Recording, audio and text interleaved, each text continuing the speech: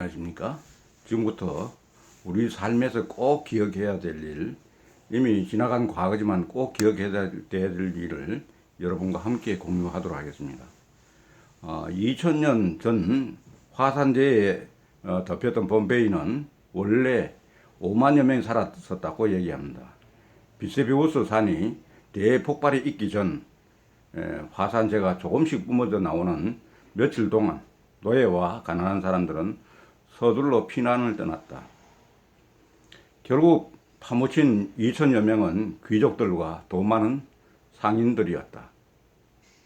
돈과 권력, 명예로 배부른 사람들은 마지막까지 자기의 저택을 지키려다가 결국 모든 것을 잃어버렸다. 태풍에 뿌리가 뽑히는 것은 큰 나무이지 잡초가 아니다. 자신이 1등이라고 생각한다면 먼저 이것을 기억해야 한다.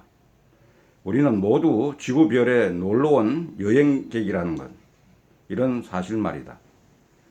이곳에서 소풍을 끝내는 날 하늘로 돌아가야 한다.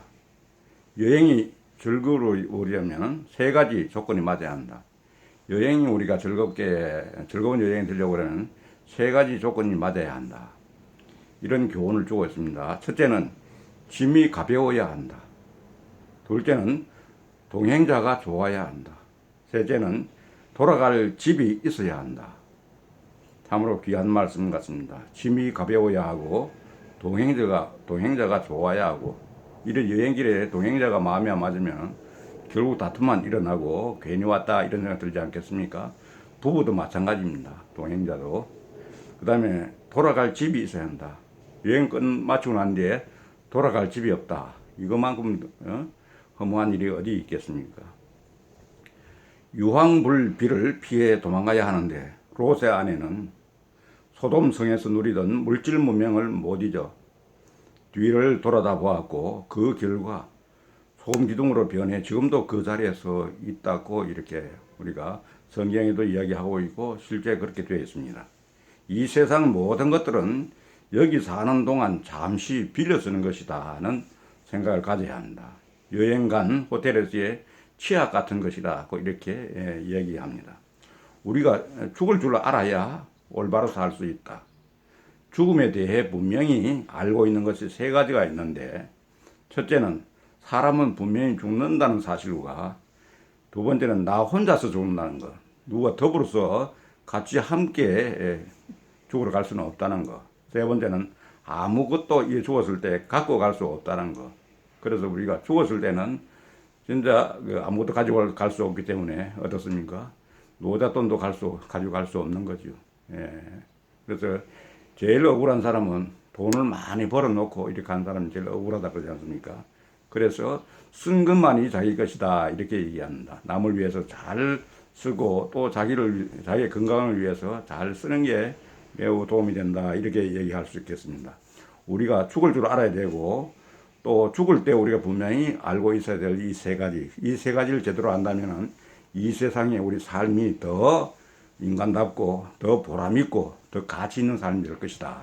우리 죽음을 알기 때문에 삶에 대한 존재 가치, 삶의 질을 올리는데 우리가 보다 더 정성을 쏟고 거기에 가치를 둬야 된다는 이런 생각이 듭니다. 그래서 항상 이렇게 죽을 준비를 하고 있어야 된다 하는 이런 현자의 말씀을 전하고자 합니다. 현자는 뭐냐? 죽을 줄을 알고 죽음에 항상 준비가 되어 있는 사람이다. 이렇게 얘기할 수가 있겠습니다. 그리고 모든 사람이 낫는 방법은 거의 비슷하지만 그러나 죽는 방법은 천차만별입니다. 그래서 인간의 평가는 태어나는 것보다도 죽는 것으로 결정된다. 이렇게 얘기할 수 있겠습니다. 안중근 의사는 30세에, 윤봉길 의사는 25세에, 유관순 열사는 18세에 순국했습니다. 그렇지만 누가 그들의 젊은 죽음을 가벼이 볼 수 있겠습니까? 그들의 죽음은 모두 거룩한 죽음이라고 얘기할 수 있겠습니다. 절대로 말을 보면서 사슴이라고 거짓말하지 말자. 말을 보면서 사슴이라고 거짓말을 하지 말자. 사실이 허위로 거짓이 사실로 둔갑시키는 가짜 거짓 뉴스와 구전에 속지 말자. 지금 가짜 뉴스가 엄청 많이 범람하고 있지 않습니까? 거짓말이 거짓말을 낳고 가짜가 가짜를 더 부풀리고 이래 뻥 튀겨서 돌고 있는데 인대에 속지 말자는 겁니다.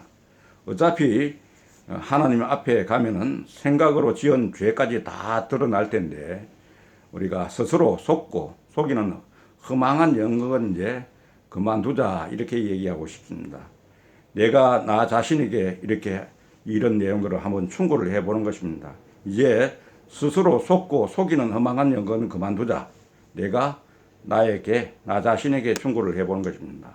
이렇게 우리가 꼭 그 삶에서 기억해야 할 일, 우리가 이미 지나간 이 내용도 있고 또 우리가 지금 현재부터 해도 정신을 차려서 하면 보다 더 우리 생존의 그 가치를 제대로 발휘할 수 있는 그런 우리 삶의 질을 올리는 데 더 노력해야 되겠다. 왜냐하면은 과거에도 우리 보면 돈과 권력 이런 사람들, 돈과 권력을 많이 가지고 있는 사람들, 또 어떻게 보면 명예를 존중하는 이런 사람들이 그 명예나 돈과 권력을 함부로 놓지를 못했다는 거죠. 이게 중요한 건 우리가 과감하게 놓을 때는 놓고 내려놓을 때는 내려놓고 떠날 때는 떠나고 우리가 그때 그 여행은 즐거워야 하고 돌아왔을 땐 집이 있어야 되고 우리가 또한 이 세상 끝났을 때 돌아갈 집이 있어야 된다 하는 그런 얘기입니다.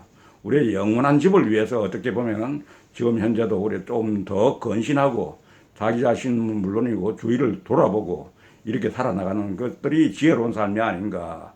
지금 아무리 코로나로 이렇게 어렵다 하더라도 전세가 떠들썩하지만은 이 가운데도 기부를 하는 사람, 봉사를 하는 사람, 목숨을 걸고 그 환자들을 치료하는 사람, 이런 사람들 때문에 그래도 이 지구의 우리 인간 사회가 그렇게 삭막하지는 않다고 하는 것, 이런 것들을 다 우리가 교훈으로 받아들여야 된다 하는 그런 생각입니다.